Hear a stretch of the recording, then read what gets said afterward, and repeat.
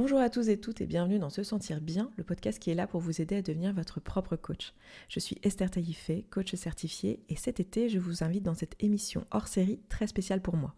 Ça s'appelle les Pillow Talk du sexe. Ce sont 10 épisodes publiés au mois d'août dans lesquels mes invités et moi, on vous parle de sexualité de façon libre, sans tabou, avec vulnérabilité et transparence. Et aujourd'hui, dans ce 4e épisode, on parle en particulier de fantasmes et de notre imaginaire érotique. À quoi rêvons-nous quand personne nous regarde? Quels sont nos scénarios préférés? Quels sont les fantasmes réalisés ou non? Avant qu'on commence, j'ai un trigger warning à vous faire. Dans cet épisode, on parle notamment de CNC, Consensual Non-Consent, ou non-consentement consensuel. Ce sont les jeux où l'on fait semblant de ne pas être d'accord avec l'interaction alors qu'en fait on l'est.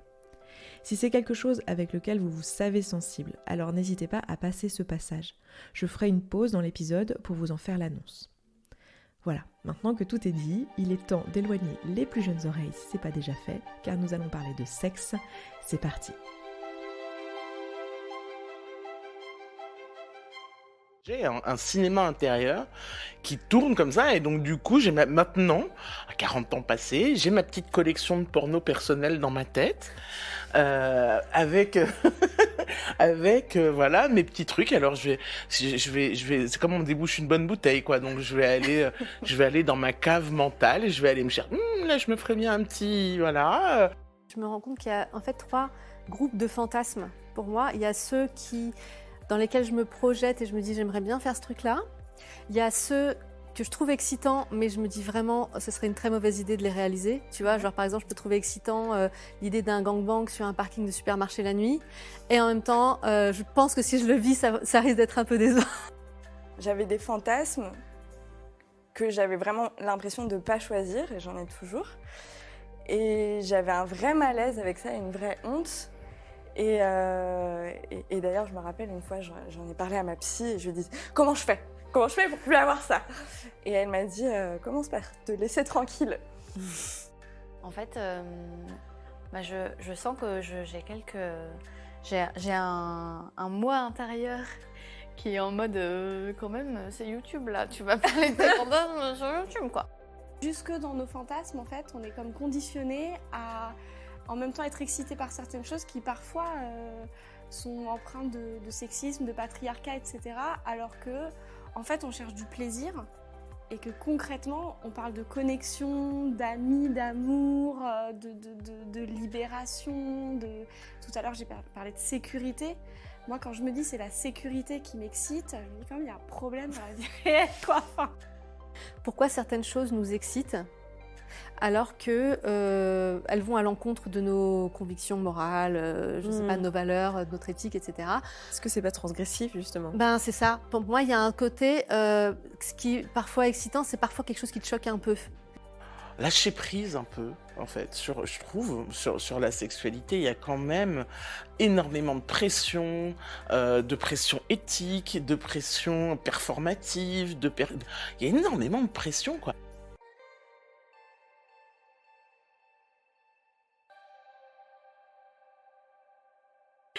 Ok, bah c'est bien, on est de bonne humeur, ça commence bien. Je pense que la fatigue, en tout cas de mon côté, commence à se faire sentir. C'est que le premier jour, dans le deuxième, on filme pendant encore quelques jours, bref. Merci d'être là, trop bien, encore une fois. Je pense que je vais me répéter toujours, c'est ceux qui participent à beaucoup de talks, vous allez m'entendre dire ça, mais c'est vraiment sincère. Je suis en gratitude infinie d'être là et de vous avoir sur ces coussins. Je suis trop contente de ce qu'on est en train de vivre. Et ce soir, donc pour nous, il est 17h et tout ce que vous avez entendu pendant les semaines qui précèdent, on les a filmés depuis hier soir. Donc on est vraiment dans le mood là. Et j'ai envie qu'on discute des fantasmes. C'est un talk que je suis très heureuse qu'on fasse pour que, en gros, mon intention et la raison qui a amené à ce que ce sujet apparaisse dans cette série de talks, c'est que, en fait, j'ai remarqué en discutant de sexualité donc avec les gens autour de moi et dans des événements sexpo, qu'il y avait quand même pas mal d'interdits, de choses dont on parlait pas au niveau de ce qu'on désire, de ce qu'on a envie de vivre, etc. Et aussi beaucoup de questionnements au niveau de est-ce que on doit réaliser nos fantasmes, est-ce qu'on doit pas réaliser nos fantasmes, est-ce qu'on casse tout si on réalise nos fantasmes, etc. Et il y a plein de choses qui sortent. Et comme demain, on va parler de BDSM, donc dans le talk de la semaine prochaine, les amis, vous entendrez parler de BDSM. Je me suis dit que ça serait une belle entrée en matière et donc j'ai envie, moi, personnellement, d'un moment sympa où on va bien rigoler et se raconter un peu les fantasmes, ce que ça évoque pour nous, le sens que ça a pour nous aussi. Je veux bien qu'on fasse un petit tour de prénom-pronom et un mot que vous évoque la thématique d'aujourd'hui. Dans le sens trigonométrique, à partir de la personne qui commence. Ça fait plus rire personne dans le sens trigonométrique. Ça ne dure qu'une fois. Je suis fatiguée là, hein, ça se voit. Hein.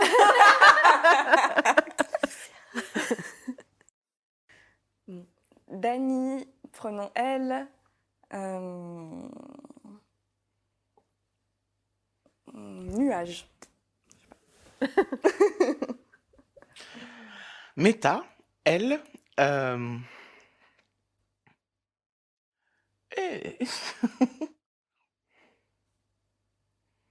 Libido. Cécile, pronom elle, cinéma. Géraud, pronom il ou elle.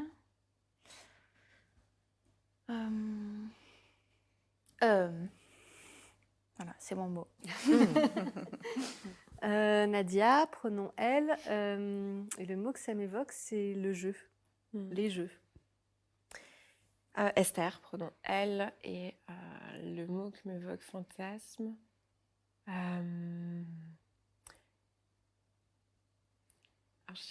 Intimité.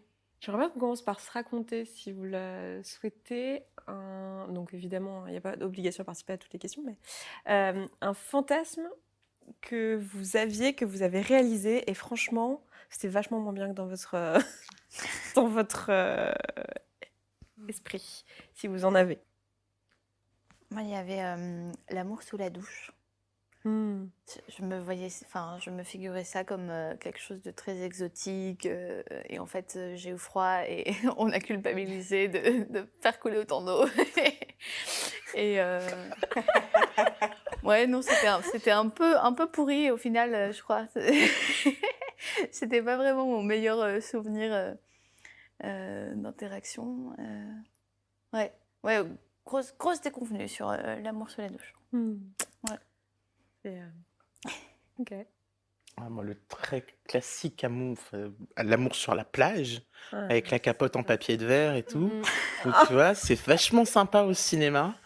Mais alors, dans la réalité, alors j'avais 16 ans, tout ça. Je me suis dit, mais jamais plus, mais quelle idée! Mais quelle idée! C'est inconfortable, ça pique, ça gratte, et tu mets 3 semaines à virer le sable que t'as partout, quoi! C'est horrible, ne faites pas ça! Ok. Dans la même veine, moi, c'est dans l'eau. Que ce soit piscine, mer, bain, j'ai l'impression d'avoir persisté plusieurs choses.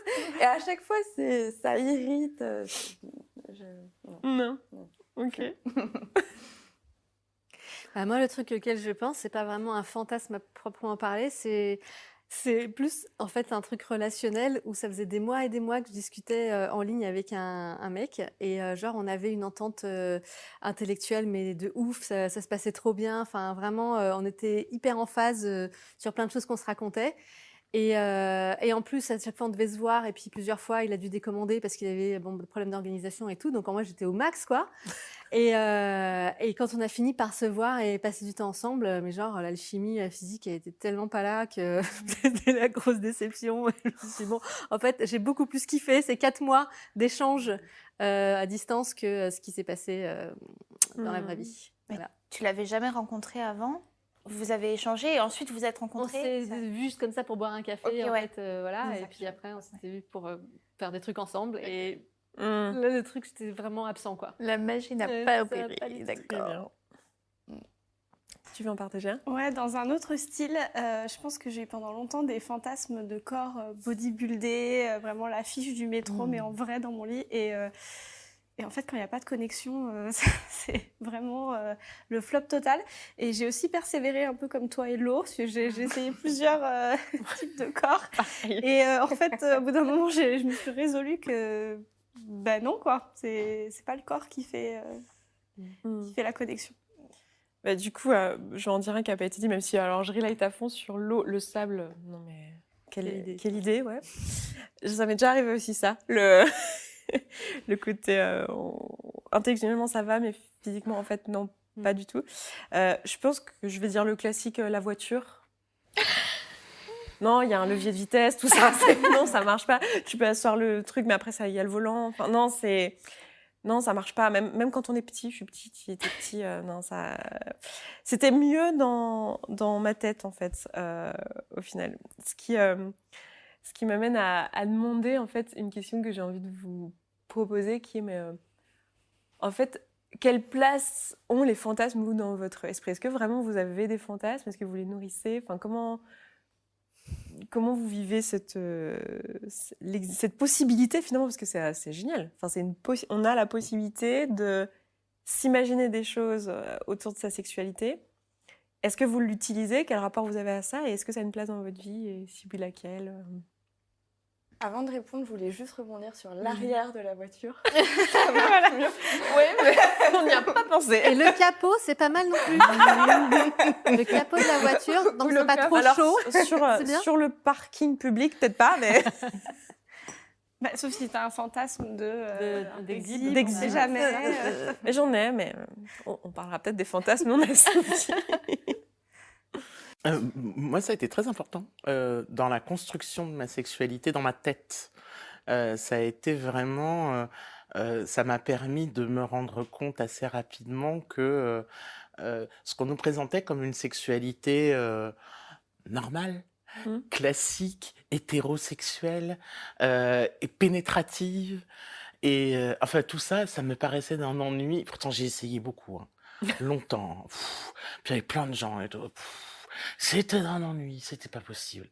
Et vraiment, je m'emmerdais, quoi. Je me disais, mais... Et j'arrivais pas à comprendre pourquoi est-ce que les gonzesses, dans les films et tout ça, elles avaient l'air de s'éclater, quoi. Et que moi, j'étais là, évidemment... Et disons, je savais que j'étais pas frigide, parce que j'avais déjà eu des petites interactions assez intéressantes, un peu plus aventureuses, qui m'avaient complètement envoyé sur orbite. Donc oui, je savais que tout fonctionnait comme il fallait. C'est juste que ça là, le côté berger allemand, là, bam bam bam, et j'appelle ça marteau-piqueur. Mais... Ah ouais, non, mais... Ouais, non, ça m'évoquait vraiment un truc très câlin. et je voyais pas. Et donc, j'ai essayé vraiment longtemps et beaucoup pour essayer de comprendre l'intérêt. J'ai besoin de comprendre. Puis, au bout d'un moment, j'ai renoncé. Et en fait, tout mon univers sexuel et tous mes orgasmes étaient liés à des pratiques, des caresses, des contacts qui étaient pas forcément pénétratifs, pas forcément vaginaux, bon, pas forcément clitoridiens non plus d'ailleurs, mais qui avaient rien à voir avec le mode d'emploi qu'on nous proposait, et en fait, ça a été un vrai... Enfin, j'ai bien aimé, parce que Cécile a parlé de cinéma. Ton mot, c'était le cinéma. Et c'est vraiment ça. On a vraiment un cinéma... Enfin, moi, pardon, pas on, j'ai un cinéma intérieur qui tourne comme ça. Et donc, du coup, maintenant, à 40 ans passés, j'ai ma petite collection de porno personnel dans ma tête, avec...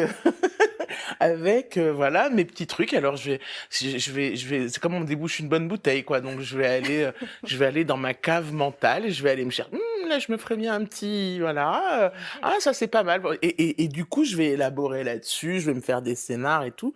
Mais donc aujourd'hui, j'ai plus énormément de fantasmes nouveaux. Parce que j'ai quand même, je peux pas dire que j'ai fait le tour de la question, c'est pas vrai, c'est heureusement, mais enfin bon, j'ai quand même un petit peu roulé ma bosse, quoi. Et je suis bien avec mes petites bouteilles maintenant, hein. Je me sens une œnologue du fantasme. Et voilà, j'ai mes petits goûts, j'en bois pas tous les jours, mais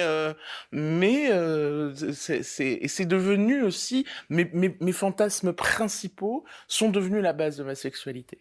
Et ça a été hyper important aussi. Et donc, j'ai une sexualité hyper épanouie parce que, à un moment donné, j'ai identifié un pattern dans mes fantasmes qui m'ont permis qui est après ça déclinable à l'infini, mais qui m'ont permis de baser ma sexualité réelle sur mes fantasmes et de pouvoir la partager avec mes partenaires.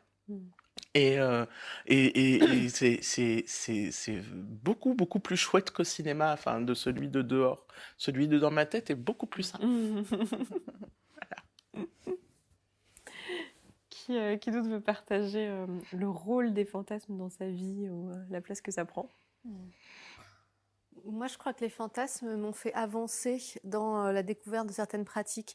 Je crois que le premier des fantasmes dont je me souviens, c'était vraiment d'avoir...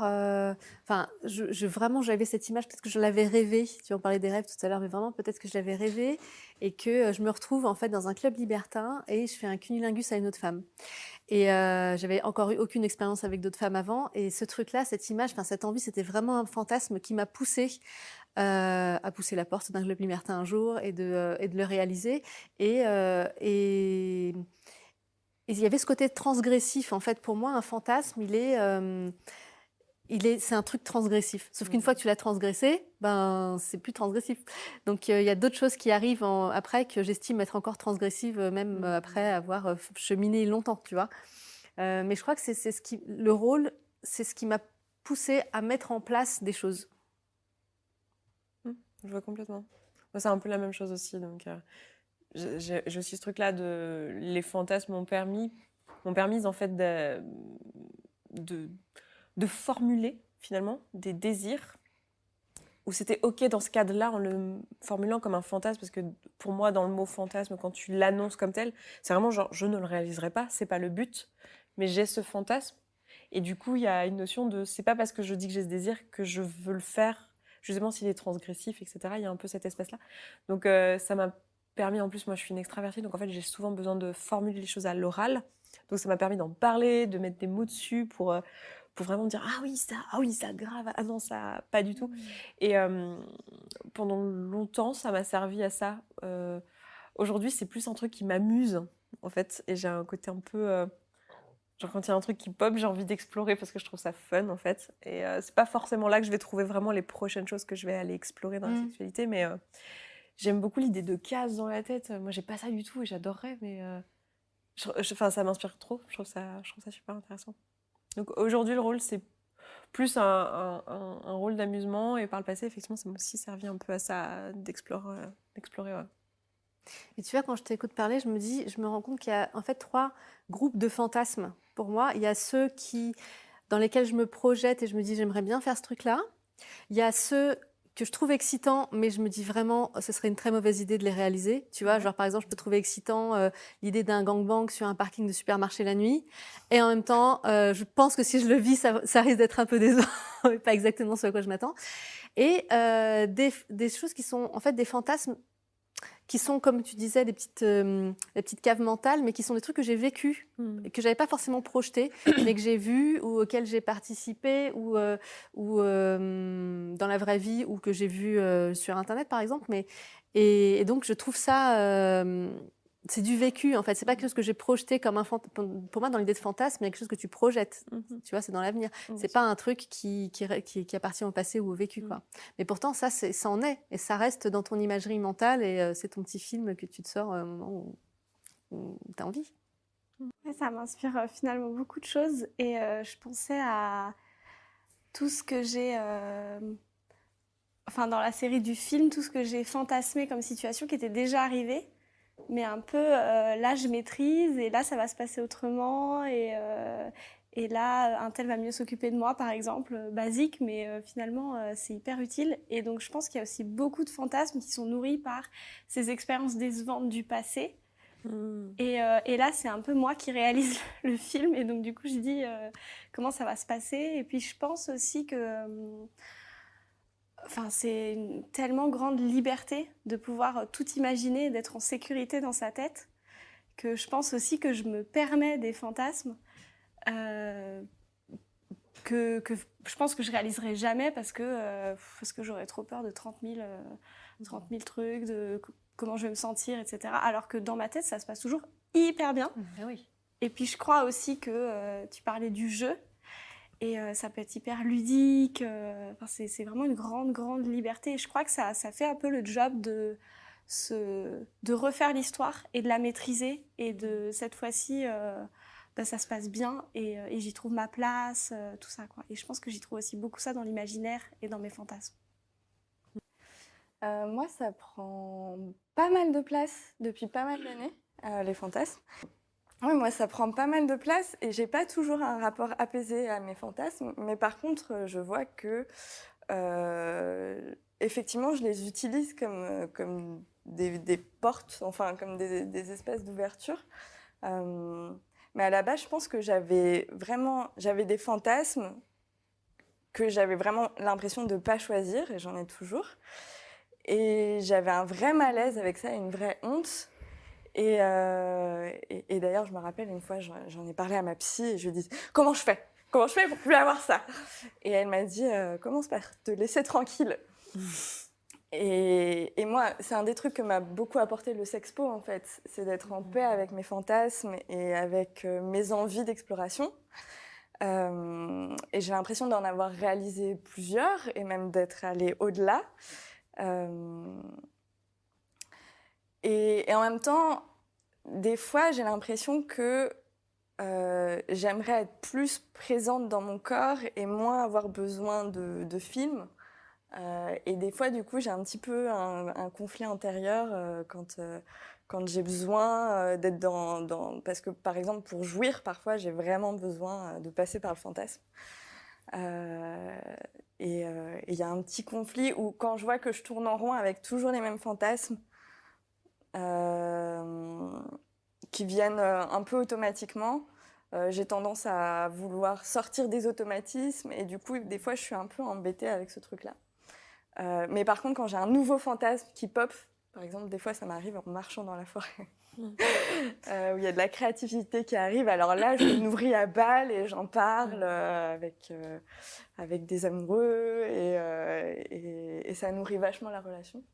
Mais voilà, je vois que j'ai un rapport un peu ambivalent avec mes fantasmes. Je trouve ça super important ce que tu dis, là, le fait d'avoir...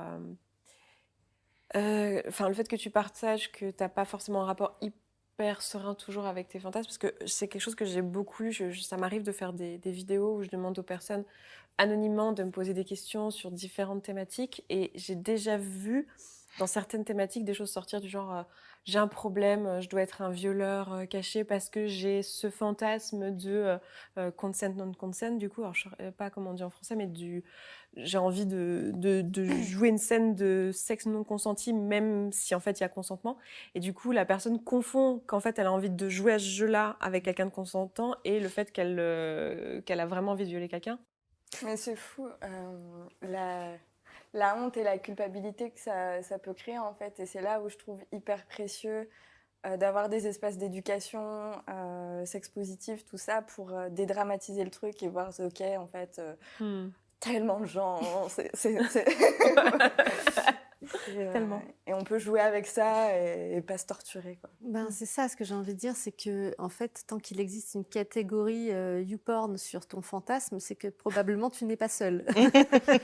C'est que ce soit même, je sais pas, les relations incestuelles, zoophiles, scatophiles, je ne sais quoi encore. Enfin, probablement que même si toi tu trouves ça honteux, il y a d'autres personnes qui ont ce même fantasme. Après, comme on disait, tous les fantasmes sont pas bons à réaliser, voilà. Mais le jeu, tu peux jouer tout un tas de trucs. Dans des mises en scène avec des partenaires consentants, tu peux jouer tout un tas de trucs, c'est ça qui est cool. Par ailleurs, il ne faut pas non plus oublier que la honte est un moteur. Ça peut être un vrai moteur. Il y a un vrai moteur ça peut être quelque chose qui nous cache, mais ça peut aussi être quelque chose qui nous fait avancer. La honte, la culpabilité dans la sexualité. C'est-à-dire qu'on vit quand même dans une civilisation qui a construit l'intégralité de la sexualité sur ces sentiments-là. Donc du coup, c'est un moteur de notre sexualité culturelle de base, du package qu'on nous donne à la base qui s'appelle sexualité. La honte et la culpabilité englobent tout. Vraiment. Et en fait, ça peut être un moteur parce que du coup, ça crée un obstacle entre soi et la sexualité. Et l'obstacle est extrêmement motivant. Soi et la réalisation du plaisir dans la sexualité, c'est quelque chose, c'est une quête de soi, mais moi, c'est probablement la nécessité de m'affranchir de cette honte, par exemple, ou de cette culpabilité, de faire, par exemple, sur des fantasmes de soumission, qui sont à l'opposé de mon personnage social, et qui du coup d'abord que je comprenais pas vraiment, et puis que mais pas du tout, enfin voilà, moi je suis une femme forte et puissante, etc. Et comment ça se fait que je me rêve à quatre pattes en train de prendre des fessées, quoi? Qu'est-ce que c'est que cette histoire, quoi? Et il y a une vraie culpabilité là-dedans, profonde vis-à-vis de soi, hein, mais je me respecte pas, mais j'ai pas de dignité, je veux m'amoindrir devant. Et en fait, non. Ça m'a mené sur les chemins du BDSM et d'une sexualité qui est plus franchement BDSM aujourd'hui, et où justement, voilà, j'ai mixé les trucs que j'aimais. Je me suis comprise.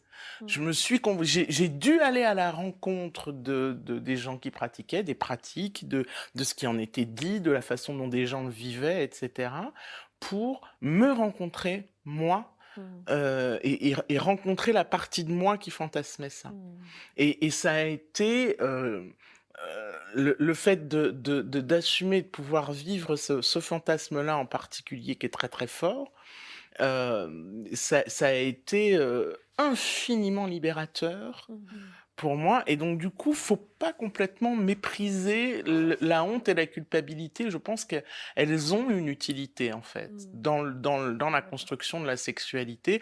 On n'a pas tellement le choix, on doit faire avec. Je pense que c'est vraiment le lot de tout le monde, parce que c'est complètement civilisationnel. Mais c'est un outil intéressant dans la construction, je pense. Ouais, je suis entièrement d'accord. En fait, je sens que j'ai un moi intérieur qui est en mode quand même, c'est YouTube là, tu vas parler de tes fantasmes sur YouTube, quoi.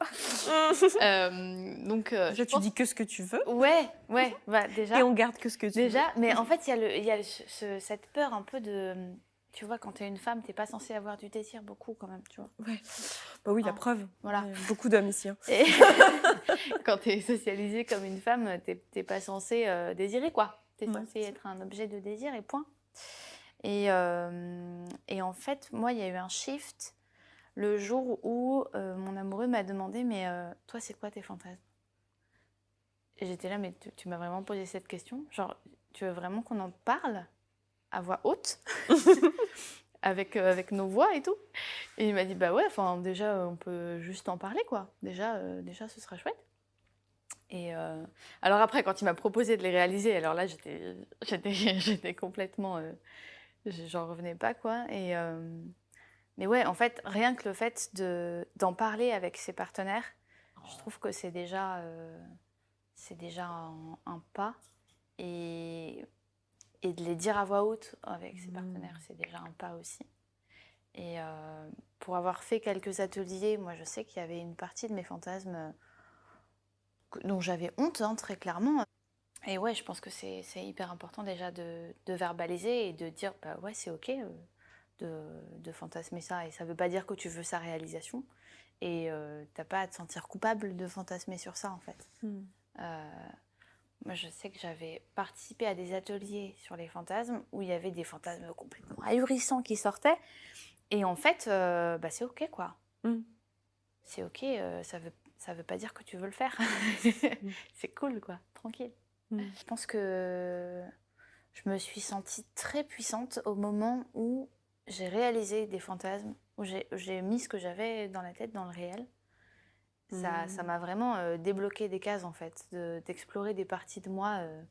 Je trouve qu'il y a un côté un peu jeu théâtral, quoi, où tu explores des personnages et tu prends ce qui participe à ta construction, à ton chemin, et puis tu laisses le reste, quoi. Et ouais, de l'explorer dans ton corps, c'est vraiment de le vivre, quoi, de le sentir et de le vivre, et ouais, c'est hyper empouvoirant. Voilà. Ouais. Bien. Je trouverais ça super chouette qu'on se fasse un petit tour de partage de fantasmes. Alors, ça peut être quelque chose qui a été réalisé, quelque chose qui n'a pas été réalisé, quelque chose que vous voulez réaliser, quelque chose que vous ne voulez pas réaliser. Ou je ne me prononce pas, je ne dis pas si je l'ai fait, pas fait, si je vais le faire, si je ne veux pas le faire. Je le mets là, à votre imagination. Et je trouverais ça super fun déjà pour nous ici, puis ça donnera des idées à tout le monde. Et j'espère que ça dédramatisera aussi peut-être les fantasmes des auditeurs, auditrices qui nous regardent. Et s'il vous plaît, faites la même en commentaire. Ça va être, moi, ça va être ma passion d'aller vous lire. Avec grand plaisir, quoi. Donc, avec la conscience que c'est sur YouTube. Mais c'est un espace de non-jugement. Je crois qu'on est Je réfléchir à ce que je suis OK de partager, Exactement. sachant que peut-être ma fille, elle a regardé. Sinon, j'ai une super idée de fantasme, mais c'est un ami qui Ça marche on un a peu parlé. Ah oui, on pourrait raconter les fantasmes de nos amis. Voilà, Ouais, c'est ça, nos amis imaginaires. Voilà. Si vous voulez, je peux commencer. Comme ça, je sais ce que je vais dire et du coup, ça me fait rire de me dire que je vais dire ça sur YouTube. Alors, je pense qu'on a une des chaînes YouTube où il y a le plus d'espace de non-jugement. Vous allez voir, ils sont assez ouf en termes de gentillesse et de respect de l'être. Enfin, je pense que dans les communautés qui existent sur YouTube, il y a très peu de communautés qui sont comme celle-ci, donc vous allez voir, ils sont assez ouf. Déjà, ne serait-ce de recevoir ce qu'on est en train de donner quand même cette semaine-là. Enfin, c'est quand même assez dingue. Le fantasme que j'ai envie de partager, c'est un fantasme qui a été réalisé.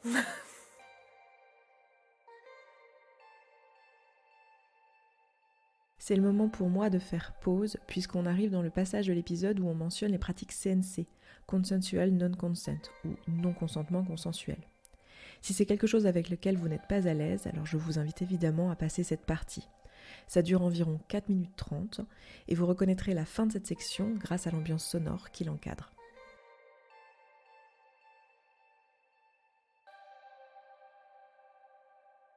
Le fantasme que j'ai envie de partager, c'est un fantasme qui a été réalisé,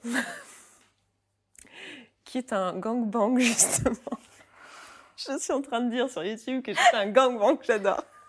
Démonétisation. Non, mais c'était un truc... Et en fait, ce fantasme-là, il est important pour moi à partager parce qu'il y a toute une histoire derrière. Ça fait partie des choses où vraiment, en tant que femme féministe, j'avais ce truc de... Je ne peux pas désirer un gangbang à un moment donné.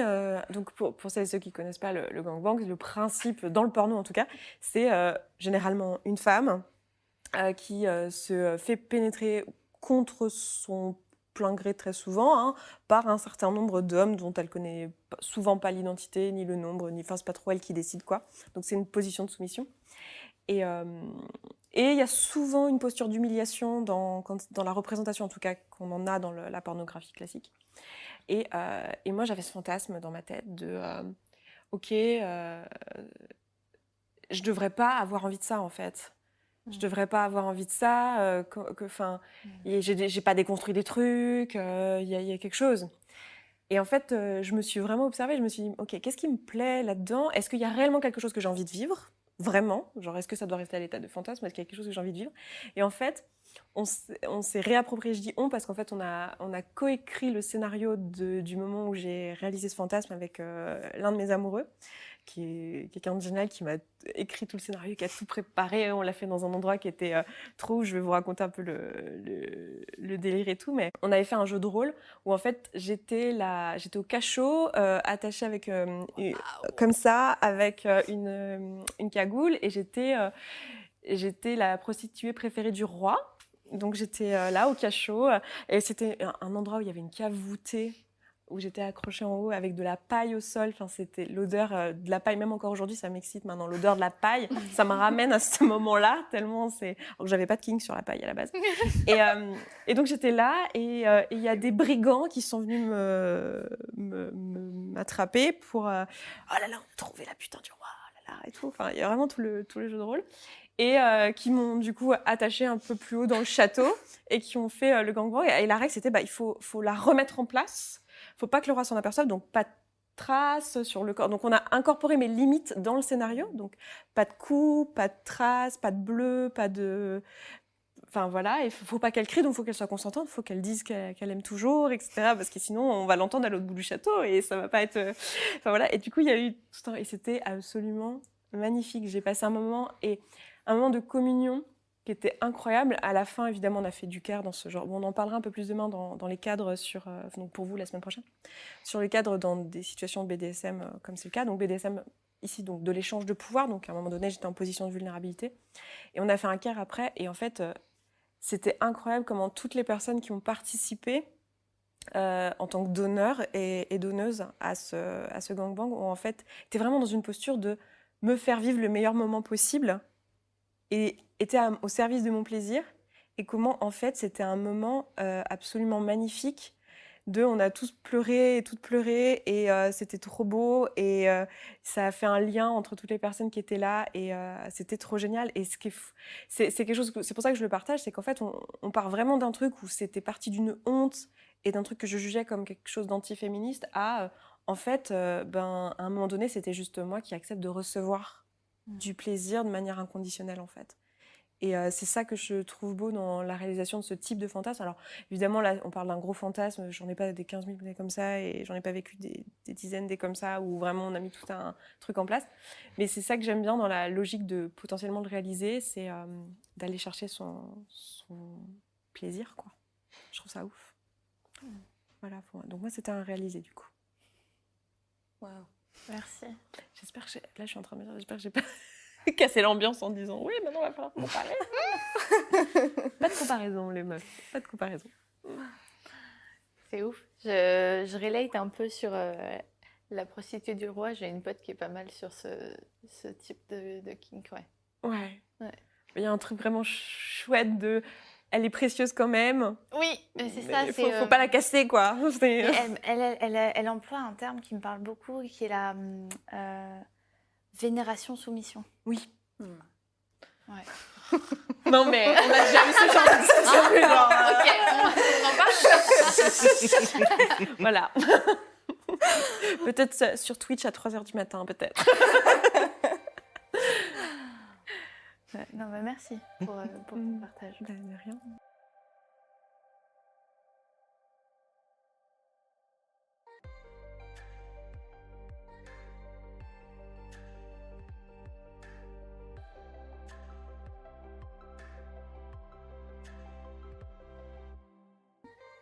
Est-ce que vous avez envie de partager un fantasme? Alors, réalise ou pas obligé de dire. Hein, mais... Ouais, alors je peux partager le dernier qui m'est venu. En fait, c'était assez récent. C'est en me retrouvant beaucoup sur les sites de rencontres et de me dire que, moi j'ai 42 ans et quand il y a des mecs de 20 ans qui m'écrivent, ça me saoule, quoi. En fait, je me dis, encore un qui va falloir tout apprendre, quoi.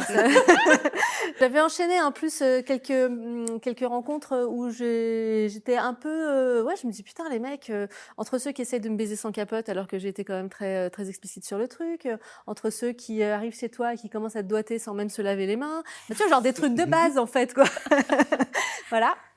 Et donc, à un moment, alors que je m'étais offert un massage pour mon Noël et j'étais là en train de me faire masser. Et c'est un peu comme toi quand tu marches en forêt, tu vois, des trucs comme ça, des trucs qui divaguent et qui viennent. Je me dis, ok, pourquoi pas, je vais en prendre un, et je vais lui apprendre tout ce que je sais. Voilà. Et donc, je me suis dit, ok, je vais lui proposer un truc, ça sera hyper cadré. Donc, je lui ai dit, écoute, voilà, je te propose, le deal, c'est, tu viens chez moi 1 heure tous les 15 jours. Tu discutes pas la date, c'est moi qui te dis quand on peut, voilà. Tu consentant, évidemment, mais... Non, mais elle fait, ouais, ok, d'accord. Consentement éclairée et enthousiaste. Ouais, c'est grave. Je voulais aussi qu'ils ne viennent jamais les mains vides, qu'ils viennent toujours avec une offrande. Ça pouvait être quelque chose de matériel ou d'immatériel. Une offrande. Tu viens pas les mains vides, tu vois, c'est le principe. Quoi. Pendant 1 heure, mais genre je regarde ma montre, hein, je ne reste pas 1 minute de plus. Une fois, il a eu l'outrecuidance de venir en avance. Je dis, je suis désolée, c'est pas l'heure, donc tu attends en bas et quand ça sera l'heure, je t'ouvrirai.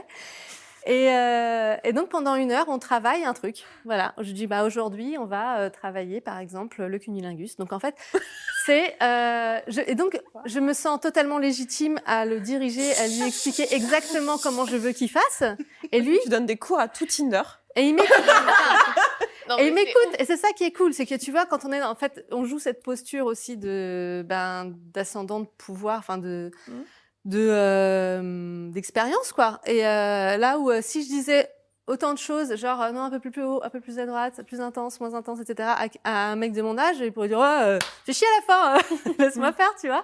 Mais non, lui, il écoute, il m'écoute et il a la volonté de bien faire. Et donc du coup, je me sens très légitime à le diriger, c'est moi qui drive tout le truc. Et voilà, on a travaillé différents sujets. Et en fait, ça me plaît bien, cette relation. Le fait que vraiment, c'est très cadré, il n'y a pas d'attirance intellectuelle au-delà de ce que vraiment on est en train de faire dans ce cadre-là. Et ça me plaît que ce soit un truc dont je me sens en totale maîtrise, en tout cas. Ça s'appelle une relation BDSM, on en parlera demain, mais c'est une relation DS. Il y a beaucoup de gens qui ont ce type. C'est vrai qu'on n'en a pas parlé dans le talk sur les relations, mais c'est un type de relation qui existe entre les gens et je trouve ça génial. Ouais, et puis après, j'ai vraiment pris ça aussi comme un don de moi, tu vois, genre c'est ma contribution au monde. Tu vois, il y en a un qui se baladera dans le monde en sachant ce qu'il faut faire, tu vois. C'est mon cadeau pour les générations futures, quelque part. On peut t'en envoyer si on... Mais grave, vas-y, je fais l'éducation. Media's Et tu Legacy. sais quoi, je le dis, en fait, il y a un vrai créneau, quoi. Il y a un vrai créneau Non, mais on va d'éducationnel. ouvrir une école. Mais enfin. Mais Je suis tellement. sûre qu'il y aura beaucoup de clients. Mais grave. Parce que aussi, dans l'histoire des hommes qui étaient des bons amants que j'ai eus dans ma vie, souvent, il y a eu le rôle dans leur vie d'une femme plus âgée souvent, qui les avait initiés, qui leur avait appris des choses. Et je te dis, mais tellement merci, meuf, je ne sais pas qui tu es. C'est fou parce qu'on va en parler de ça dans probablement les talks futurs. Et du coup, je mets un disclaimer ici, mais parce qu'en fait, là, on en rigole parce que c'est drôle. Mais en fait, je pense que les hommes en particulier sont vachement démunis. Et genre là, ils sont là, bah oui, mais c'est pas drôle. Genre, moi, j'essaye vraiment. Et en fait, il y a vraiment tout un truc. Il y a une non-communication, il y a une non-possibilité finalement de s'améliorer sur ce sujet, de dire, ah bah, même pour nous en tant que femmes, je parle du coup surtout du rapport hétéro, mais de dire, bah en fait, ton cunnilingus là, non, il faudrait que je te montre ou que je te le dise. Et en fait, il n'y a pas la possibilité, ni du côté du partenaire, ni de notre côté à nous, d'aller s'améliorer. Et tout ça, on va en parler quand on parlera de plaisir, désir, j'imagine. Mais je trouve ça hyper important en fait qu'on le mentionne ici quand on en rigole et tout, parce qu'il n'y a pas volonté, évidemment, enfin, vous me connaissez, vous le savez, hein, mais il n'y a pas volonté de shamer les hommes qui font mal les cunis, mais c'est vrai qu'on se sent quand même un peu démunis. Ce que tu dis là, c'est... On ne se sent pas toujours légitime, en fait, à leur dire vraiment ce qu'on voudrait, ce qu'on ne voudrait pas, comment... C'est ça. Des fois, tu dis... Et eux, pas légitimes à demander aussi. Ouais. Parce que sinon, ça veut dire que c'est un mauvais coup. Ouais, c'est-à-dire qu'il ne sait pas comment faire. Et là là, quelle honte de ne pas savoir comment faire, tu vois. Ouh là là. Sauf que tu n'es pas... Bah non, et en fait, on est toutes différentes, quoi. Donc, un don pour les cunis, enfin, il y en a peut-être, hein, mais... Il y en a. Il y en a. J'en ai croisé quelques-uns. T'es sûr qu'il y avait quelqu'un sur Tinder qui leur a proposé un kink en disant, mais par exemple, un de ceux que j'ai croisés qui était le plus doué, il me racontait que quand il était plus jeune, il y avait une femme qui en fait des fois l'appelait, il était dans une relation DS avec une femme qui pouvait l'appeler et le réveiller à 3h du mat en lui disant écoute, traverse tout Paris et viens me bouffer la chatte. Et lui, il y allait, quoi. Donc, il y avait aussi ce truc-là. Donc, il a eu aussi une initiatrice. Voilà. Trop bien. Merci. Moi, pendant très longtemps, en fait, j'ai très longtemps rêvé de sexualité de groupe, comme d'une espèce de... je fantasmais un lien, déjà, pas un truc d'inconnu. Par exemple, les clubs libertins, je sais pas quoi faire de moi dans ces endroits-là. J'arrive avec tous mes complexes, tous mes défauts. Je sais pas qui sont les gens. Ils sont tous trop beaux. Ils m'attirent pas en plus parce que je les connais pas. Et bon, j'aime pas. C'est pas mon truc. Moi, ce que je rêvais, c'était d'être entouré d'amis, de gens qui se connaissent, qui s'aiment, qui ont de l'affection et qui se touchent, se caressent, s'embrassent, se font l'amour en toute amitié, avec des rires, avec une forme de fluidité qui circule entre les gens et dans une espèce de grand bain d'amour façon vraiment bisounours mais max quoi. Et en fait, il y a un moment dans ma vie où j'ai eu l'opportunité d'organiser des soirées comme ça. Et J'étais pas là. non, non. Non, mais personne n'a jamais fait ça ici. Non, hein. non, bah, La sexualité. Personne. en groupe, Et donc voilà, et en fait, j'ai toujours d'ailleurs un grand appartement, et c'était à l'époque facile de mettre ma fille, qui était fille unique à l'époque, chez sa grand-mère, et d'organiser à la maison. Et alors du coup, de se lâcher sur la déco, on a fait, il y a une fête où on a fait une piscine d'huile. Donc on avait tendu une bâche comme ça sur des rondins au milieu voilà, et puis on avait mis de l'huile tiède comme ça, et il y avait les cornues. On en parlait hier. Voilà, c'était fabuleux. On a une très grande baignoire à la maison. En plus, ça fait des bulles. On a fait des concours de. Et alors à combien on tient dans la baignoire? Spoiler, 11. Et 11 huilés ou 11 pas huilés? Sans huile. Mais sans eau non plus, parce que ça marchait plus. Voilà. Enfin bon, non, c'était 11 sur mon lit. Il y en avait 5, je crois, dans la baignoire. Et donc, voilà. Et en fait, pendant quelques années, j'ai été comme ça l'organisatrice de quelques-unes des plus belles orgies de Paris.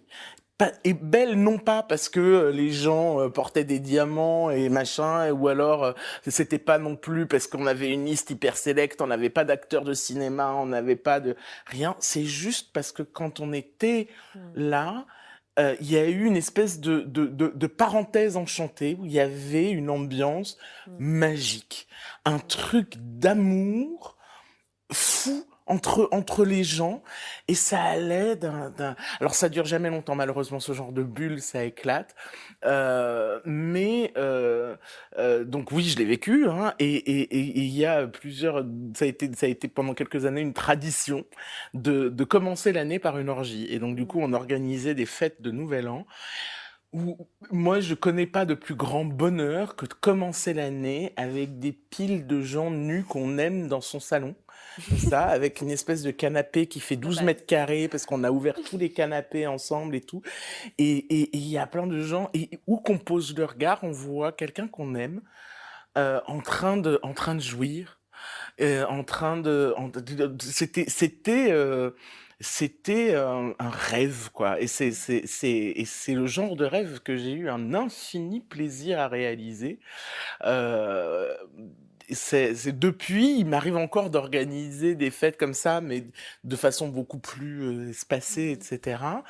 Euh, ce qui est extraordinaire, c'est que quel que soit le casting, on arrive toujours à recréer cette espèce d'ambiance de l'espace, quoi. Un truc incroyable, incroyable, incroyable. Et c'est pas forcément l'endroit où je vais avoir la sexualité la plus intense, ou la plus, même la plus jouissive, etc. Moi, je suis plutôt une jouisseuse de l'intime, moi. Donc, c'est vraiment, j'aime bien prendre le temps, être à deux, etc. Puis, c'est comme ça que je me lâche le plus. Mais cette ambiance-là, pour moi, c'était plus de l'amour que du sexe, en fait. Et c'était plus la circulation de notre amour entre nous tous qui se matérialisait par du contact, par de la peau, Et waouh, c'était bien, hein. Oh, c'est un truc que je n'avais pas en fantasme et que j'ai découvert. Enfin, je ne savais pas que j'avais ce fantasme, et c'est en le voyant dans les milieux sexpo, ou quand je suis arrivée dans une salle et que je vois une orgie, que je me suis dit... Alors déjà, dedans, il y a vraiment des gens qui font ça. C'est genre... ce n'est pas une blague, en fait. Et c'est genre magnifique. Exactement ce que tu dis. Beaucoup plus de l'amour que du sexe. Et moi aussi, mon expérience des orgies, c'est pas tellement l'endroit où tu as le plus de jouissance, en fait. Genre le plaisir physique. Mais c'est un plaisir qui est tellement émotionnel et c'est un truc mental. de connexion. Ouais. C'est vraiment un truc de connexion. C'est un truc de ouf, hein. Moi, je m'attendais pas à ça non plus. Ouais, moi, il y a le jour où j'ai vu le film Short Bus. Je sais que c'est une histoire générationnelle, il y en a qui l'ont pas vu, il y en a qui l'ont vu, et pour qui ça a tout changé. Moi, c'est un des trucs qui a tout changé pour moi, cette scène en fait dans le short bus où ils sont donc il y a un des personnages qui fait une initiation avec un couple où tout le monde est en train de baiser dans une playroom, etc. Et il y a une telle ambiance de bienveillance, c'est tout sauf glauque en fait, c'est tout le contraire du glauque, c'est pas du tout ce qu'on peut s'imaginer des milieux libertins, un peu cracra, etc. Non, c'est vraiment un truc qui est très peace and love, qui est hyper joyeux, qui est léger, qui est hyper bienveillant et donc en allant vivre en fait ce que j'ai le plus assimilé à Short Bus lors d'une soirée Kinky Salon à San Francisco, en voyant en fait je me dis, ouais, en fait, il y a des gens qui font ça, mais c'est ouf, en fait. J'ai vraiment vécu une expérience initiatique complètement dingue parce que je me suis dit, mais ça existe. Et en fait, c'est tellement libérateur de vivre ça. C'est tellement, à un moment, tu dis que tu es à 3h du mat, tu relèves un peu, tu dézoomes un peu, et tu vois tous ces gens qui sont là, en train de kiffer, en train de se faire des trucs les uns aux autres. Enfin, tu dis, mais waouh, en fait, quelle libération. Quelle libération du désir, du corps, de l'acceptation de soi, de sa façon d'être en relation avec les autres. C'est vraiment transformateur. Complètement. D'autres fantasmes ? Moi, je pense que c'est surtout les lieux. Donc, j'ai pas changé depuis l'adolescence. Je crois que j'ai une palette de lieux. Alors, j'en ai réalisé quelques-uns ou pas, mais les salles avec des miroirs, tout ce qui est dans la nature. Alors, la nature, c'est la base, la connexion à soi, tout ça. Moi, je vote pour. Donc, les champs, les forêts, tout ça. Je crois qu'il n'y a rien qui m'excite plus que de passer en voiture dans une grande... dans une route avec des arbres, etc. et de me dire, viens, on s'arrête maintenant. Là, je crois qu'il y a quelque chose à faire. On peut s'arrêter tous les 100 mètres à ce rythme-là, mais vraiment la nature, les cabines des piscines, le cinéma, le billard. La grue, la grue. D'accord. Je pense que dans la grue. il y a un truc de l'ordre de un peu ludique, on fait ce qu'on a envie au moment où on a envie, quel que soit l'endroit où je suis, quoi. Et au-delà du lieu qui du coup parfois est un peu pas trop prévu pour, j'adore l'idée de c'est maintenant, c'est maintenant, quoi. On va pas rater le coche. Et dans un autre registre, mais en fait, en réaction à ce que j'entends, je trouve que, en fait, mes fantasmes, parfois, ils sont aussi alourdis, et ça rejoint je suis féministe, je devrais pas fantasmer là-dessus, etc. Et puis le style de corps aussi. Non mais attends, en vrai, tu sais très bien que c'est pas le corps qui fait l'acte, qui fait le plaisir, et en même temps, ça m'excite, quoi. Donc concrètement, qu'est-ce qu'on en fait? Puis je trouve qu'il y a quand même une influence du porno, c'est-à-dire qu'en fait, moi j'ai beaucoup lu pour m'exciter et pour libérer mon imaginaire avant de regarder du porno. Et je crois que j'ai gagné le fait de pouvoir imaginer des choses qui sont parfois dégradantes, en tout cas filmées de manière dégradante, je trouve, ou en tout cas les femmes n'ont pas toujours une place proactive, etc. dans le porno. Mais je les ai lues avant et assez tôt. Et du coup, je pense que, enfin, en tout cas, je suis assez contente aujourd'hui parce que je me dis que ces choses-là qui m'excitent, bah, elles sont pas empreintes de t'es une femme, tu devrais pas avoir du plaisir par ça, etc. Et je trouve que enfin, je suis assez contente de ça. Donc, lisez, lisez. Aujourd'hui, il y a même des podcasts et je trouve que ça aussi, ça augmente la palette de possibilités.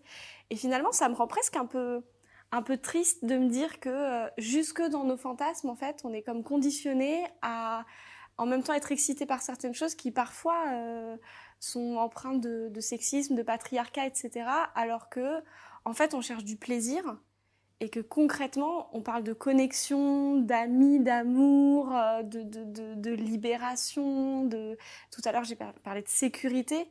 Moi, quand je me dis c'est la sécurité qui m'excite, je me dis quand même il y a un problème dans la vie réelle, quoi. Enfin, que je me rends compte que le sexpo, ça m'a aussi permis de me dire ok, t'as plus besoin de fantasmer de ça parce que tu peux le vivre. Et du coup, si tu fantasmais de vulve, d'autres choses, et en fait, d'autres choses, quoi. Alors, je fantasmais toujours de la forêt, ça n'est pas parti, mais ouais, d'autres choses. Comme si j'avais une bande passante et qu'en fait, il y a la moitié qui est prise par des choses où c'est juste parce que dans la réalité, c'est pas normal, quoi. En fait, rendez-moi ma sexualité que je fantasmais à plein, quoi. Je trouve que ça, c'est riche. Et pour faire écho au cinéma, je pense que autant dans le porno, j'y ai pas tellement trouvé de choses qui finalement étaient que je garderais peu. Autant dans le cinéma de base, même si c'est très hétéronormé et que je pense que j'ai cru longtemps qu'on pouvait jouir par la pénétration uniquement, hein, merci Hollywood. Mais en fait, il y a plein de scènes qui m'ont marquée où j'ai eu envie de reproduire, et notamment le billard, c'est Alfie. Il y a un film, il y a le remake avec Jude Law, et alors cette scène sur le billard, mais c'était resté pendant très longtemps, et je pense que le cinéma m'a aussi m'a beaucoup nourri, mais comme les films, comme ces choses un peu suggérées, et où l'air de rien, en fait, la connexion, elle y est, quoi.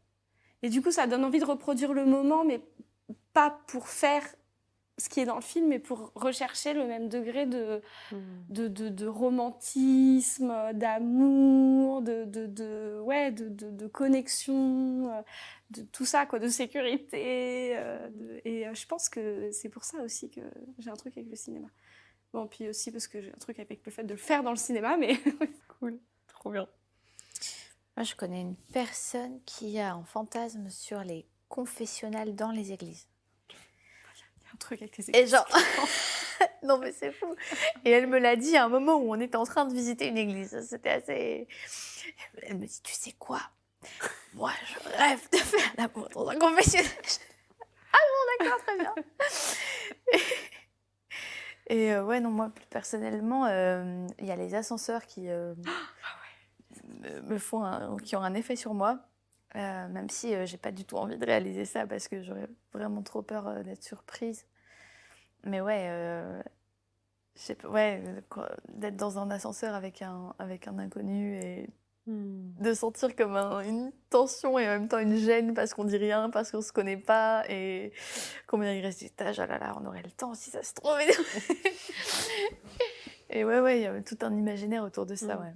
Mais c'est fou parce qu'à chaque fois, il y a ce truc de... Enfin, ce serait intéressant de l'analyser, mais ce côté un peu donc transgressif dans l'exemple que tu donnais avec ton ami là, sur le côté religieux, il y a une transgression. Ah ben, le lieu public avec un inconnu, genre on nous a expliqué qu'il fallait connaître la personne genre depuis 1 an avant de faire de la sexualité. Hein On en a parlé dans notre sur la vie sexuelle. C'est quand on était jeune. Quand on était jeune. Ouais. Ah, quand vous étiez... Parce qu'on n'a pas eu le même mode d'emploi. Hein. Alors moi, ça, c'est une règle... Il y a les côtés un peu transgressifs, et puis il y a aussi l'inconnu et l'imaginaire, la place au... L'imaginaire, je serais intéressée de savoir si on peut compléter un peu. Qu'est-ce qui fait qu'un fantasme est un fantasme, en fait? Qu'est-ce qui fait que ça suscite chez nous ce truc-là, cette curiosité et cette envie de le faire? Et pourquoi, du coup, parfois, quand on le réalise, finalement, ça tombe un peu à plat, parce que si on enlève ce truc-là qui était à l'essence du truc, en fait, on l'a plus, quoi. Enfin, je sais pas si ça vous évoque Ouais. des choses que je dis, mais Tu sais, c'est un peu ce qu'on dit depuis tout à l'heure, et notamment ce que tu disais, Cécile, c'est vraiment, pour moi, je peux tirer sur la question, et c'est pourquoi certaines choses nous excitent, alors que elles vont à l'encontre de nos convictions morales, je sais pas, de nos valeurs, de notre éthique, etc. est-ce que c'est pas transgressif, justement? Ben, c'est ça. Pour moi, il y a un côté, ce qui est parfois excitant, c'est parfois quelque chose qui te choque un peu.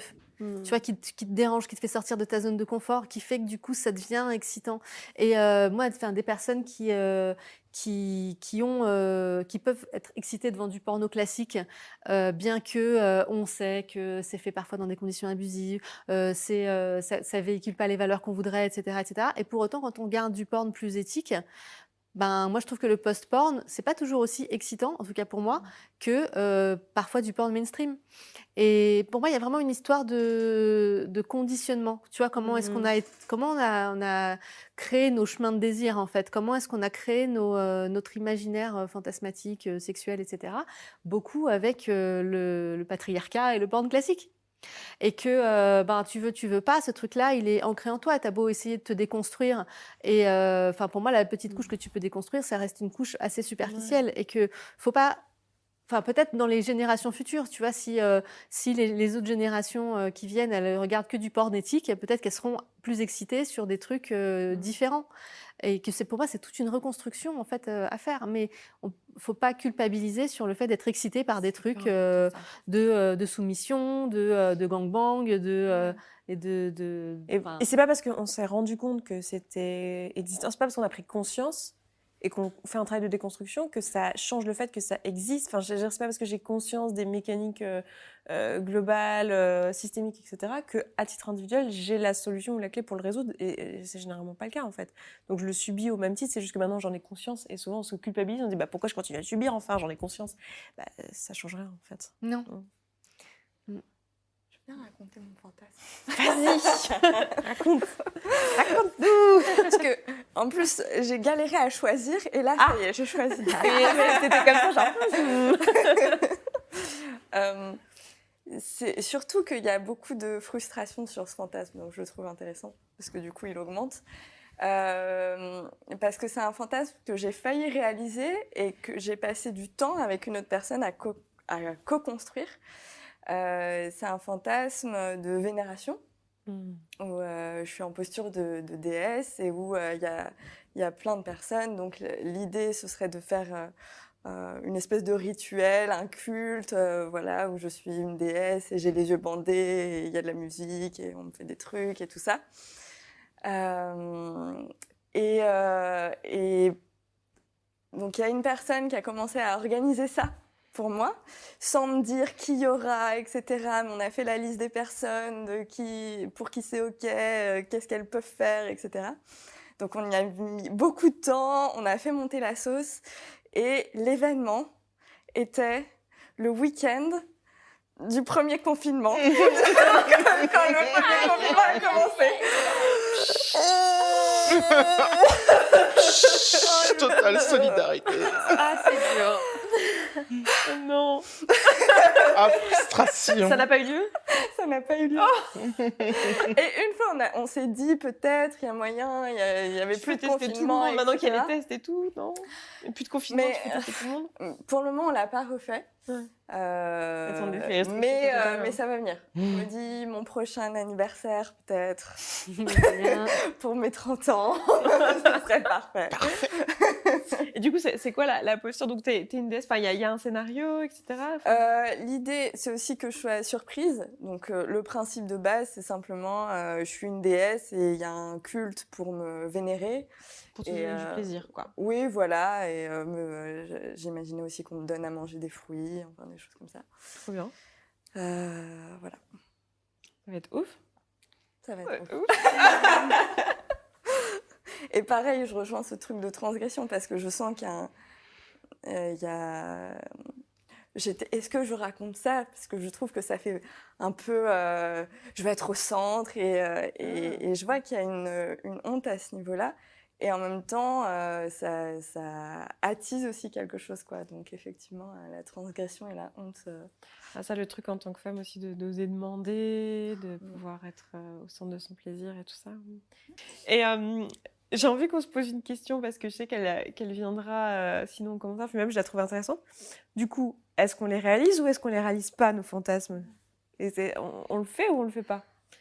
Vous êtes team je les garde pour moi ou team je les réalise? Team ça dépend, et si ça dépend de quoi? Bah, team, ça dépend. Déjà, pour les réaliser, il faut qu'ils soient réalisables, hein. J'ai envie de te dire. Un alien dans Ouais. l'espace? C'est ça, Voilà. tu vois, il y a des. On a besoin de ça. Ça, dans les lieux? Il y a- Dans un avion Ouais, mais après, enfin voilà, il y a des tas de fantasmes super sympas et pas réalisables du tout. Donc voilà, donc du coup, c'est très bien que ça reste à l'état de fantasme. Après ça, il y en a qui sont transférables quelque part dans la réalité, c'est-à-dire où on va retirer l'essence du fantasme, le sortir de son scénario, de son décor, et réaliser ce qui est réalisable. Ça peut être vachement. Ça peut être vachement intéressant aussi parce que du coup, on n'est pas complètement dans le fantasme, mais on est dans l'évolution de sa sexualité. Et je pense que les fantasmes, c'est aussi ce qui nous permet d'évoluer dans nos sexualités, finalement, de faire de nos sexualités une part de notre identité. Parce que, enfin, moi, personnellement, le principal intérêt de la sexualité, enfin voilà, moi, les orgasmes, je peux me les donner toute seule, merci bien. Mais ce qui m'intéresse dans la sexualité avec, ouais, dans la sexualité avec des gens, c'est que c'est une rencontre, quoi. Ce qui m'intéresse, c'est que mon imaginaire érotique va rencontrer un autre imaginaire érotique. Et c'est de trouver les points de connexion, c'est de trouver ce que moi je vais pouvoir apporter à l'autre et comment l'autre va nourrir le mien. C'est dans mon couple, dans mon mariage, hein, je suis marié, hein. Il y a eu, comme dans beaucoup de couples, on a eu une période où, après les enfants, etc., enfin bon, et se retrouver après ça, c'est pas facile. Dans beaucoup de couples, c'est vraiment compliqué de se retrouver. Et en fait, notre solution a été de se reconnecter chacun à son propre univers érotique de son côté et de le repartager, presque comme si on se connaissait pas en quelque sorte. Donc de faire tabula rasa de la sexualité qu'on avait eue pendant 8 ans avant ça, et de dire, voilà, qui on est maintenant, de quoi on a envie maintenant, comment on se rêve maintenant, comment on se désire maintenant. Voilà, moi j'ai envie, enfin voilà, et j'avais vraiment envie que au bout d'un certain temps où la confiance était totale entre nous, on puisse se lâcher sans craindre le regard de l'autre, parce qu'il y a beaucoup d'inhibition aussi dans le fantasme, et habiter sa personnalité sexuelle, c'est quelque chose qui demande beaucoup de confiance dans l'autre et dans le regard de l'autre.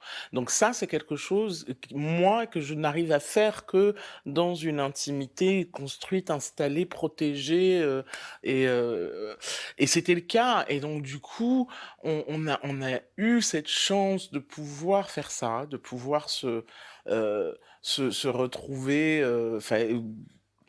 En fait, un jour, il y a eu un déclic, et bah, c'est reparti en feu d'artifice, quoi. Mais vraiment en feu d'artifice, c'est-à-dire que depuis, c'est Disneyland dans notre piole, quoi. C'est vraiment génial, quoi. Et c'est vraiment parti de, ok, on a réalisé des tas de fantasmes pendant des années, avec plein de gens, parce qu'en plus on a d'autres partenaires, donc voilà. Et là, on s'est perdu de vue au niveau sexuel. Et maintenant, on réunit tout ça, on essaie de faire un peu le point, notre propre cartographie intime et érotique, et on se l'offre mutuellement, et on s'installe dans notre sexualité maintenant, quoi. À 35 ans, on se redécouvre. On se redécouvre soi, on redécouvre un partenaire avec qui on est depuis des années, on redécouvre le désir ensemble. Le désir l'un de l'autre. Les fantasmes sont un moteur, voire un cric même, ça va une manivelle quoi, ça peut relancer vraiment le désir, recommencer à fantasmer l'autre, à fantasmer avec l'autre. Moi j'aime bien le fantasme, justement parce que il a une place dans la réalité. Il y a des trucs qui sont complètement délirants, etc., et qui nourrissent une part de nous, et qui nourrissent une part de notre identité. Nos fantasmes sont les briques jaunes de ce chemin-là. Du coup, est-ce qu'on les réalise ou est-ce qu'on les réalise pas? Ça dépend. Ça dépend d'abord d'où on en est dans la sexualité, et ça dépend de l'envergure des fantasmes, et ça dépend surtout de pourquoi faire, en fait. Mais les réaliser a un vrai, enfin en réaliser certains en tout cas, ça a un vrai sens, ça a une Peut-être un vraie. pouvoir, en fait. Mais oui, ça a une vraie signification, et c'est vraiment les briques d'une construction très importante pour un épanouissement sexuel, quoi. Qu'est-ce que vous en dites en termes de est-ce qu'il faut réaliser ou pas réaliser les fantasmes? Moi, je suis plutôt team ça dépend aussi. Je te rejoins assez, Meta. Et effectivement, il y a des fantasmes qui sont techniquement pas réalisables. Mais je pense qu'il y en a d'autres pour lesquels ça vaut le coup au moins d'y penser, d'en parler librement. Et bon, je dois paraître très langue de bois parce que moi, j'ai pas spécialement de choses très spécifiques à partager, mais je crois que c'est une démarche hyper intéressante de construction de soi-même et de sa personnalité. Et ouais, enfin, qui, moi, m'a beaucoup enrichi, ouais. Je suis assez d'accord sur le ça dépend aussi, personnellement. On a dit, bon, évidemment, ce qui n'est pas réalisable, mais aussi ce qui n'est pas éthiquement souhaitable, en fait. Où Ouais, on n'a pas ouais. envie, en vrai. Ouais. Ou alors, après, le détourner, comme ce que j'ai fait avec le gangbang, genre de se dire, OK, qu'est-ce qui est pas éthique selon moi là-dedans? Qu'est-ce qui l'est?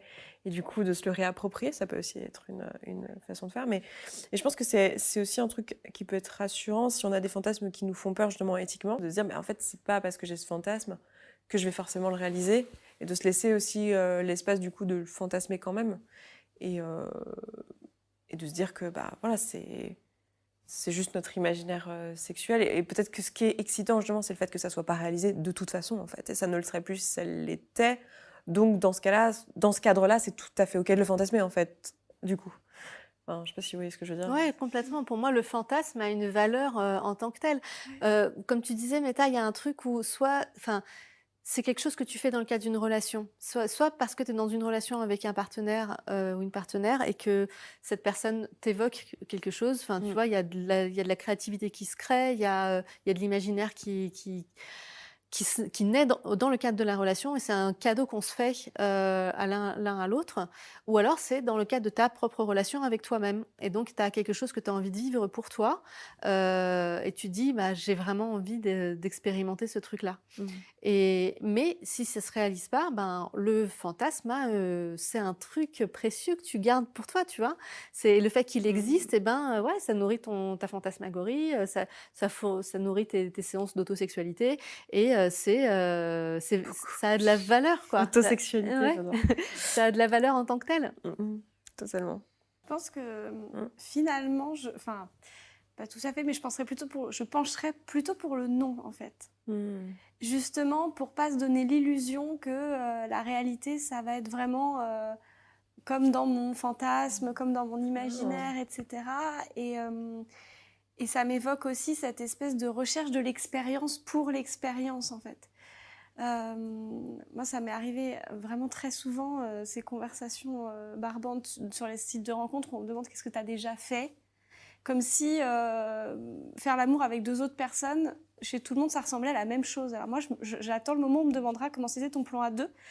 Parce que, en fait, quand je fais de la sexualité ou l'amour avec un seul partenaire et avec le même plusieurs fois, c'est jamais la même chose. Et ça dépend de ce que j'y mets, etc. Donc, dans cette idée-là, je trouve toujours que chercher l'expérience pour l'expérience, on y trouve rarement ce qu'on vient y chercher en fait, et que ça dépend d'un tas de choses. Et dans les expériences que vous décrivez, qui sont vraiment magnifiques, réalisées, pas encore, il y a un côté hyper proactif, et ça va pas vous tomber dessus par hasard, quoi. Vous allez chercher quelque chose, vous vous connaissez plus ou moins bien, etc. Et en fait, quand ça se passera, vous serez présente dedans et vous n'êtes pas en train de chercher l'expérience pour cocher la case, quoi. Je trouve que parfois dans les fantasmes, il y a un côté un peu performatif. Je coche la case et puis comme je le fantasme et que ça m'excite, quand ça va arriver, ce sera le summum de la jouissance. Et si on y va comme ça, moi je penche à fond pour le non et je me dis ce sera jamais aussi bien que comme tu l'imagines, et même si c'est réalisé, mais refantasme à fond, quoi. Enfin, refait et tout ça, quoi. Donc c'est pas un vrai non, mais en tout cas ça me permet peut-être de faire passer un message qui est en fait l'expérience en elle-même, sans connexion, sans sécurité, sans pouvoir, sans plein de choses. Est-ce que vraiment c'est ça qu'on veut, quoi? Enfin, ça rejoint l'histoire de faire l'amour avec des gens qu'on aime. En fait, c'est peut-être ça la réalité ultime de la jouissance, quoi. C'est être bien, être connecté, être aimé. Moi, je suis team ça dépend aussi. Et c'est assez intuitif. Il y a des fantasmes, je sens que non, je ne vais pas les réaliser. Et d'autres, ceux sur lesquels je vais réfléchir, construire dessus, généralement, je sens que j'ai très envie de les réaliser et que ça m'excite et tout ça. Mais les fantasmes automatiques, j'en ai réalisé quelques-uns. Ça m'a beaucoup servi justement pour... ça m'a empouvoirée, j'ai eu l'impression de m'affranchir d'une honte, de culpabilité et de m'en servir aussi pour moi, pour mon plaisir. Et ça a aussi diversifié ma sexualité, nourri beaucoup de connexions, enfin voilà, ça m'a beaucoup apporté. Mais il y en a, je sens pas la nécessité, ni l'élan même de les réaliser. Par contre, parfois j'ai des doutes. Et dans le bénéfice du doute, je me dis que parfois ça vaut le coup d'aller vers l'expérience, ne serait-ce que pour voir qu'en fait, bah non, mais j'ai besoin de le vivre pour voir que bah non.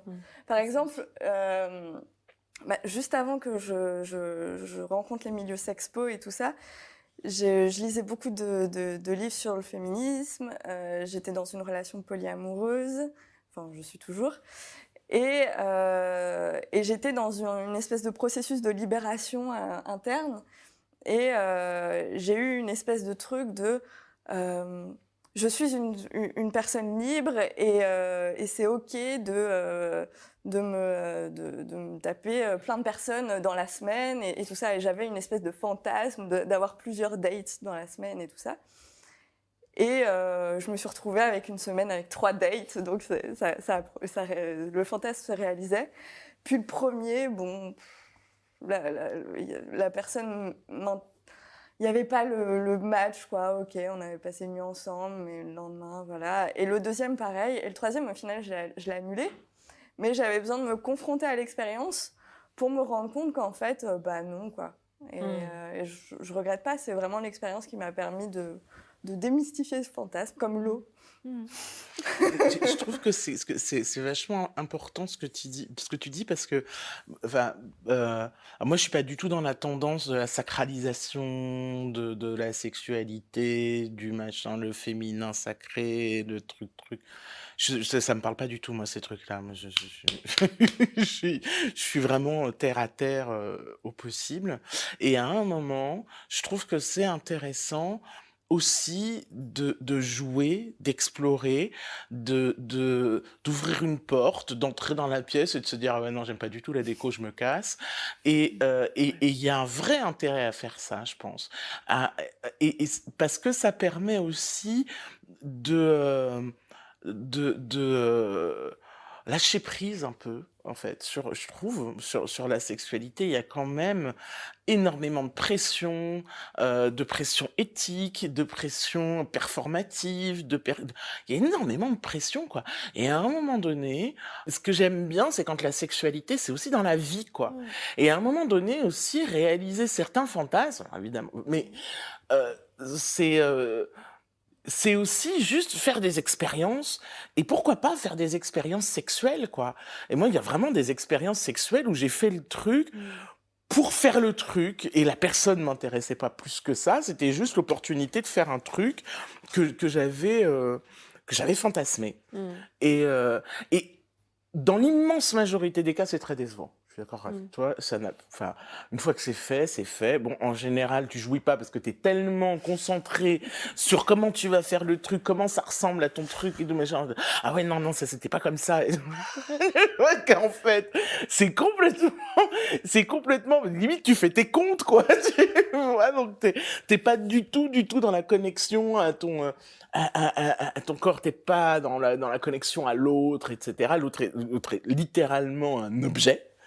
C'est un instrument de ton truc, mais et en tant que féministe, j'entends à quel point c'est problématique, hein, et j'entends à quel point être placé dans cette situation-là, c'est très, ça peut être. Alors évidemment, en général, on essaye de faire en sorte que d'abord l'autre s'y retrouve aussi dans son fantasme ou dans son truc, que ce soit clair en amont, de dire voilà, moi là je suis dans la réalisation d'un fantasme, est-ce que ça te branche de le réaliser avec moi, et voilà, et où du coup déjà l'autre redevient sujet parce que il est associé à la démarche, mais c'est clairement l'acte et pas la personne qui me motive.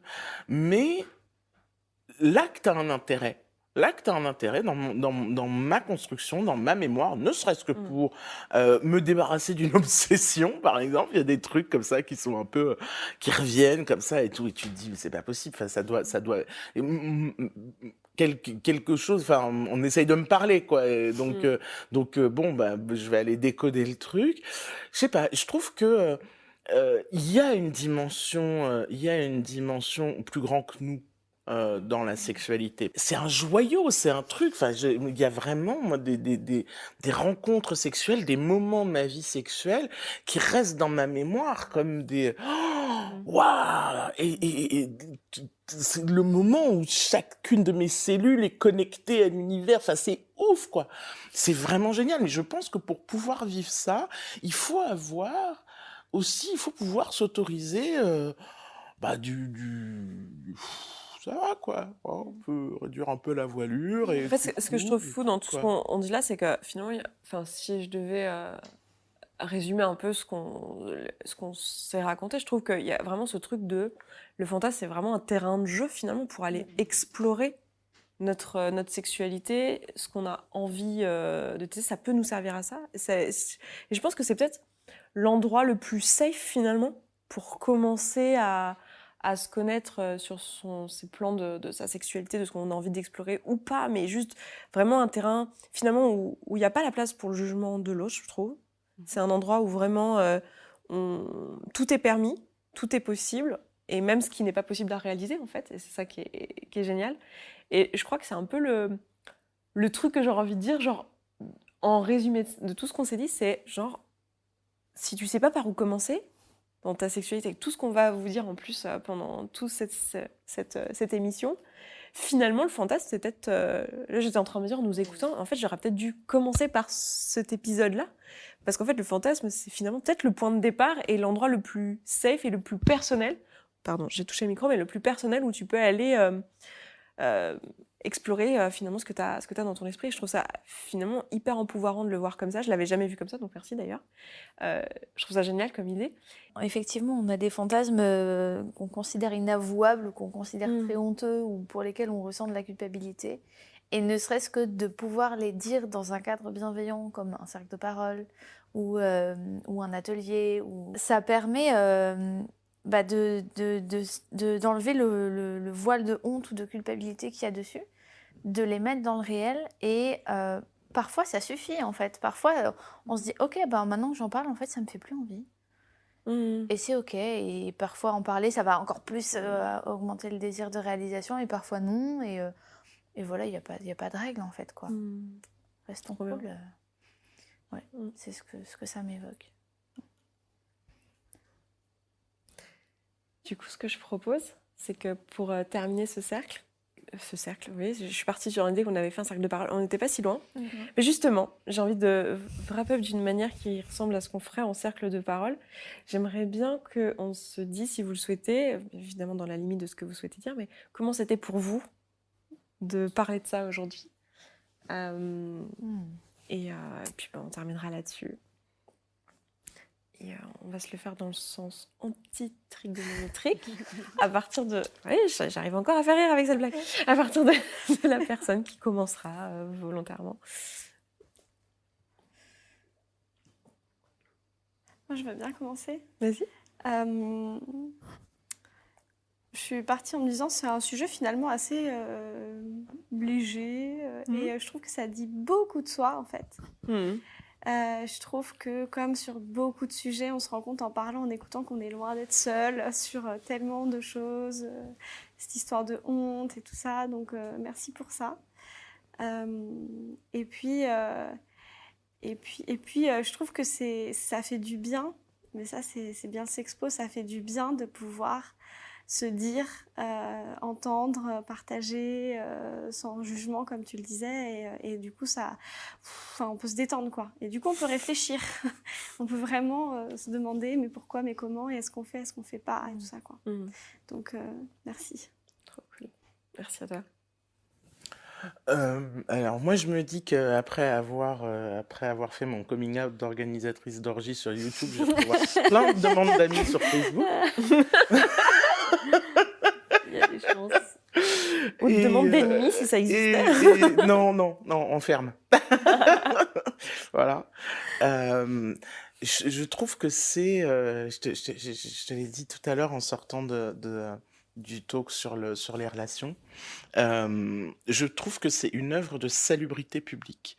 C'est-à-dire que je pense que ça permet d'installer la discussion sur la sexualité dans un cadre sain et de montrer que la sexualité, c'est quelque chose donc la sexualité, c'est quelque chose qui concerne tout le monde, y compris les personnes asexuelles, au sens où même si c'est pas quelque chose qui fait partie de leur ressenti, c'est quelque chose qui est culturel dans ce qui les entoure et que précisément, avec un peu de chance, les personnes asexuelles qui n'ont pas ce ressenti, le fait d'entendre des personnes sexuelles en parler, ça peut les aider à comprendre des choses qui sont contre-intuitives pour elles, donc ça peut toujours être intéressant aussi, à comprendre des parties de la culture qui échappent à leur référentiel personnel et physique, et je pense que ça peut être une souffrance pour les personnes asexuelles d'être exclues de cette partie de la culture du fait d'un manque de référentiel dans leurs sensations qui sont propres. Je pense le fait qu'on n'ait pas parlé du tout d'asexualité me paraît quelque chose de... Enfin, ça manquait, bref. Ça me manquait. On en a parlé dans les trucs. Non, enfin, dans ce contexte-là, ça me manquait. Et surtout, je pense que c'est hyper important de faire exister des débats sains, sereins, apaisés, responsables, des récits positifs de la sexualité, en particulier de la sexualité des femmes. Et le fait qu'on soit que des femmes, ça fait beaucoup de sens, je trouve. Et dans l'espace public, sur YouTube, accessible à tout le monde. Et voilà, et je vais censurer cette vidéo pour mes enfants. Ah oui. Jusqu'à leur majorité. Autant c'est important que les enfants, en règle générale, aient accès à une éducation à la sexualité, autant Mais pas c'est la sexualité de leur mère. De leurs parents. Exactement. Voilà. Non, mais je comprends. Ça se tient. Ça, C'est c'est pas difficile à faire. voilà, et c'est Super quelque chose de compliqué Toute à la nuance faire. que tu disais il y a quelques Ouais. talks en arrière, c'était je parle de sexualité avec mes enfants, mais pas de ma sexualité. Et eux ne me Exactement. parlent pas de Ouais, la ouais. leur, mais C'est on quelque parle de chose de sexualité. compliqué C'est à différent. faire en public. Quand, Ouais, on je est, comprends. quand on est parent, de parler de sa sexualité en public, c'est très compliqué Mm. parce qu'on ne peut pas complètement s'affranchir de ce risque et que ça peut être quelque chose d'extrêmement compliqué, que ce soit pour mes enfants, soit directement qui tombent sur cette vidéo, soit que des amis à eux viennent leur en parler. Ça peut être Mm. mortifiant, quoi. Mm. Donc c'est un risque qu'on D'où l'importance prend aussi pour de eux. ce genre de talk, parce que tu vois, la raison d'être de ce risque, c'est le jugement de l'autre. Bien sûr. Et la stigmatisation de la sexualité et le shaming qui est autour de ça. Et je merci du coup de contribuer à ça, malgré le fait que toi, tu t'exposes à ce risque dans ta vie personnelle. Et je Ah trouve oui, ça, oui, oui. même si tu C'est vas mon te karma. protéger, etc., mais je trouve ça hyper important que ce genre d'espace existe pour cette raison-là, parce aucun d'entre nous devrait avoir peur, pour des raisons professionnelles, familiales, etc., de parler de ces sujets-là qui sont si naturels et si communs. En fait. Et c'est ça que moi je trouve hyper intéressant. Là, c'est presque philosophique. Et c'est philosophique en fait, mais pour moi l'intimité, c'est ce qu'il y a de moins intime en fait, dans la mesure où finalement c'est ce qu'on partage. Enfin, c'est ce qui fait notre humanité. Genre le fait que je sais pas, que tu rêves de je sais pas quoi d'orgasme dans tel contexte. Enfin, je veux dire, s'il y a bien un truc que tous les humains ont, c'est ça. Enfin, je veux dire, c'est pas ce qui fait ton identité et ton unicité. Donc c'est hyper chouette qu'on puisse déconstruire ça. Bref. J'ai déjà... Mais juste une petite incise, moi je me rends compte que parler de l'intimité, c'est beaucoup moins tabou que de parler de certains autres sujets. Par exemple, quand tu discutes avec des personnes sur des sites de rencontres, tu peux parler fantasmes, pratiques, etc. Mais personne ne parle d'argent, par exemple. Oui. Tu vois, genre le rapport à l'argent. certainement un pilotoque sur l'argent un jour. Ah, mais c'est Là, génial. si vous Moi, me connaissez j'adore. un peu, vous C'est-à-dire, savez que ça arrivera. Toutes les névroses du monde, tu vois, se posent dans ta relation à l'argent. Je trouve ça génial comme sujet. Mais c'est totalement extraordinaire. tabou. Mais Ouais. le sexe, l'argent, là, niveau développement personnel, Ouais, il y a du taf. voilà, bien. il y a de la débroussaille à faire. Ouais. Bref. Comment c'était pour toi, Dani, ce talk? Moi, c'est un sujet que j'adore, que je trouve aussi vraiment nécessaire en termes d'hygiène interne, et je souhaite vraiment à tout le monde de pouvoir être tranquille avec ses fantasmes. Vraiment. Et je me souhaite aussi de l'être davantage, parce que je vois qu'il y a quand même une petite voix dans ma tête qui est là en mode « Ça va être sur YouTube, ça. Qu'est-ce que t'as dit déjà ?» T'auras oublié d'ici la diffusion. Je pense que je vais avoir un petit rappel avant, tu vois. Donc ouais, je sens à la fois tout le sens que ça fait pour moi, toute la richesse que j'ai trouvée dans l'échange, et en même temps cette petite part de moi qui se sent un peu vulnérable à l'idée de partager tout ça sur Internet. Et c'est le jeu. Et merci de le faire, du coup. Du coup, j'enchaîne sur comment c'était pour moi. J'ai passé un excellent moment. C'était trop bien. C'était exactement ce dont j'avais besoin après le talk d'avant qui avait été très intense, que vous avez vu la semaine dernière. Et je sais pas, j'ai passé vraiment un moment de sororité. Alors, je sais pas, même si tu t'identifies en tant que femme ou si ça te gêne quand je dis sororité. Ça me va. Okay. Ouais, j'ai vraiment, enfin moi en tout cas c'est ce que j'ai vécu. Je sais pas si c'est comme ça que toi tu le ressens, mais moi j'ai vraiment ressenti ça et je m'attendais pas. Enfin c'était pas intentionnel parce que en fait c'est talk qui était ouvert aux hommes qui se trouvent dans cette maison cette semaine dans cet événement. Mais finalement je suis ravie qu'on soit une majorité de femmes sur les talks de manière générale et en particulier sur celui-ci. Et c'était vraiment chouette. Je vais pas faire plus long parce que tout le reste je pense que je l'ai dit avant, après et tout, mais j'ai passé un excellent moment et merci.